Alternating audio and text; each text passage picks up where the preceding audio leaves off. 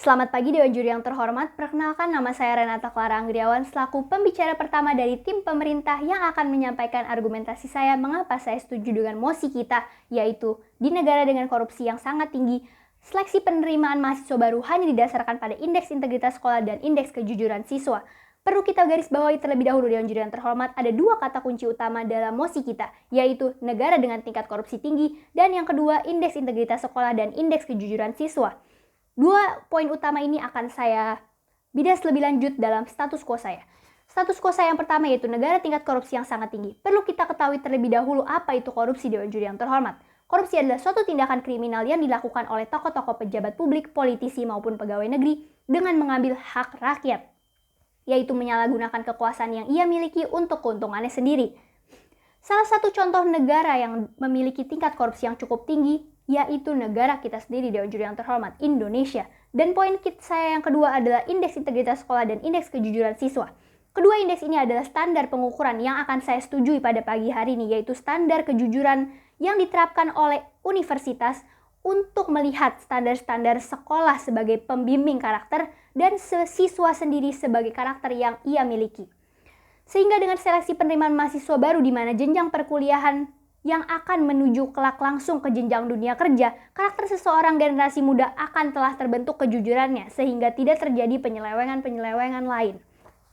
Sehingga sebenarnya apa masalah yang kita hadapi dalam mosi ini Dewan Juri yang terhormat? Masalahnya adalah bayangkan saja Dewan Juri yang terhormat, sebuah negara dengan tingkat korupsi yang sangat tinggi dapat dengan mudah menghancurkan masa depan negara tersebut.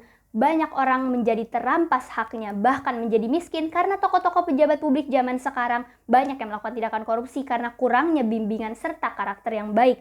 Sehingga apa yang harus kita lakukan? Apakah kita hanya diam saja, tidak bertindak apa-apa dan hanya melihat negara kita hancur? Tentu saja tidak.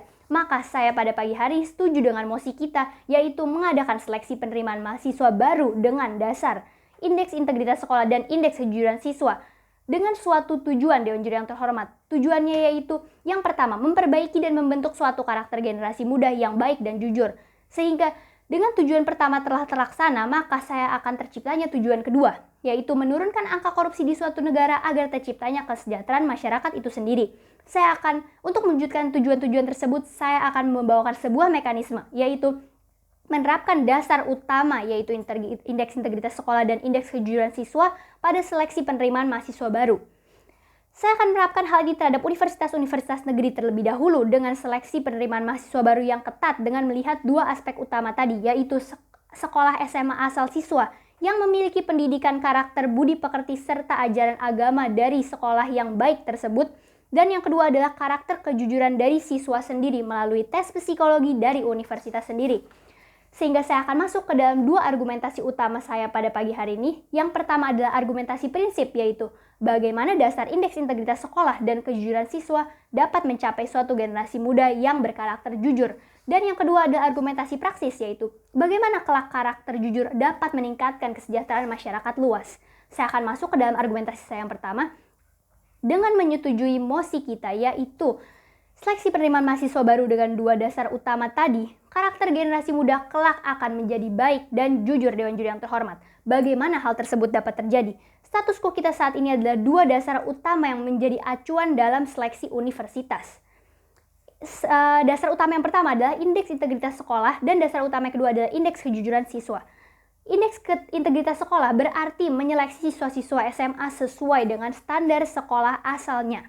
Dari hal ini kita dapat melihat bimbingan sekolah yang telah mengarahkan siswanya selama setidaknya 3 tahun bersekolah saat SMA. Tentu siswa ini menghabiskan sebagian besar waktunya di sekolah.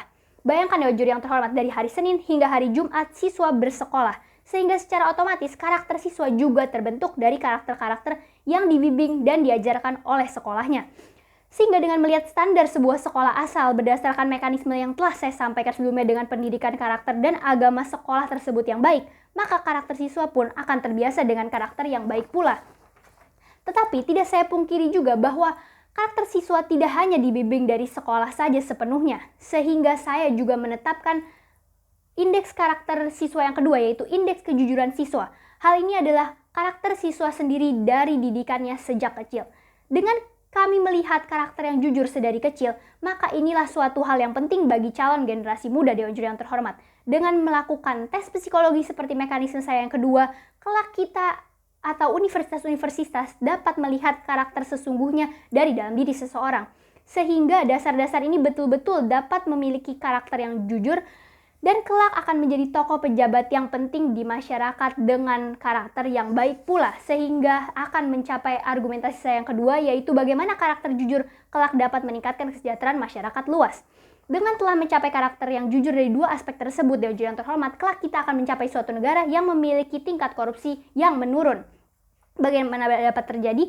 Kunci dari seseorang melakukan korupsi ialah karakter yang buruk, terutama tidak jujur dan tidak memiliki prinsip hidup sedari masa sekolah. Sehingga dua aspek tadi, universitas-universitas akan menghadirkan suatu generasi muda yang memiliki karakter jujur. Sehingga dari banyaknya universitas secara serempak tersebut, maka mahasiswa-mahasiswa lulusan yang kelak akan menjabat sebagai pejabat publik tidak akan melakukan tindakan-tindakan menyeleweng, bahkan korupsi sekalipun.